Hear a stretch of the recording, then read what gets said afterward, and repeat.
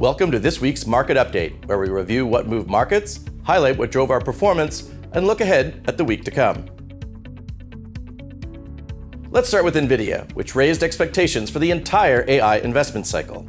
The company guided to roughly 70% revenue growth in fiscal 2028, well ahead of the 45% analysts expected, and to about $108 billion in revenue this quarter. Second quarter revenue more than doubled to $96.2 billion, with data center revenue of $89 billion. Management said demand is accelerating and could be stronger still with more supply, which tells us capacity, not customer appetite, is the constraint today.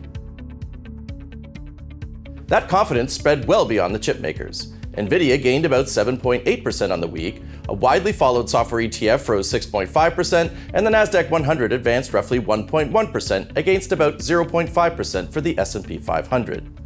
What encourages us is that these moves were backed by real earnings, not just sentiment, and they reached into software, cloud infrastructure, and enterprise applications. Even with the 10-year Treasury yield near 4.66%, investors kept rewarding companies delivering genuine growth.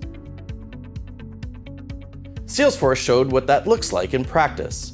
The company guided to about $11.5 billion in quarterly sales, with contracted future revenue growing around 14% and net orders at their strongest level in 4 years. Its Agentforce products should contribute roughly $1.5 billion this year, up from $1.2 billion last quarter. Shares rose as much as 19%, their biggest intraday move since August 2020. Nvidia builds the infrastructure, Salesforce shows businesses actually putting it to work. Now let's look at what drove our performance and why we remain confident in our positioning. Meta Platforms was our standout, gaining 5.51% and adding about 0.16% to portfolio performance.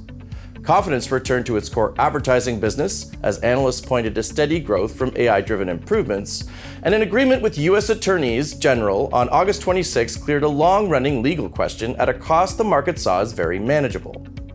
That removed an overhang that had been weighing on the shares. Communication services was our strongest sector at roughly 0.15%, led by Meta with additional gains from AT&T at 2.99%, Disney at 2.53%, and Verizon at 1.68%. That mix is deliberate. Fast-growing digital platforms alongside telecom businesses generating steady, recurring cash flow. Alphabet slipped 0.76%, a good reminder that owning the right leaders matters more than owning the whole sector. Our quality strategy delivered the strongest style contribution at about 0.15%. Microsoft rose 2.68% and added roughly 0.16%, while Visa gained 5.02%. Berkshire Hathaway, BlackRock, and Linde all contributed as well, spreading that strength across technology, financial services, insurance, and industrial gases. Quality means dependable earnings, strong balance sheets, and real competitive advantages. And those companies tend to be favored when rates stay elevated.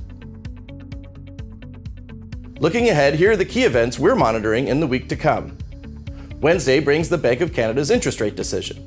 The bank has held its overnight rate at 2.25% for 6 consecutive decisions, and its latest projections show GDP growth of 2.75% this year, rebounding to 3.25% next year, with inflation converging toward the 2% target. The rate path matters because it shapes borrowing costs, bond prices, and equity valuations. Friday morning brings Canadian employment data.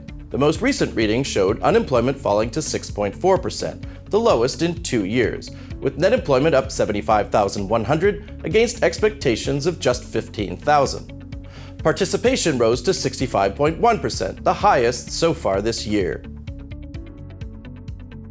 The U.S. jobs report lands the same morning. The latest reading put unemployment at 4.1%, with the broader U6 measure steady at 7.9%. We'll be watching whether August brings more people back into the workforce. As always, we're focused on your long-term goals.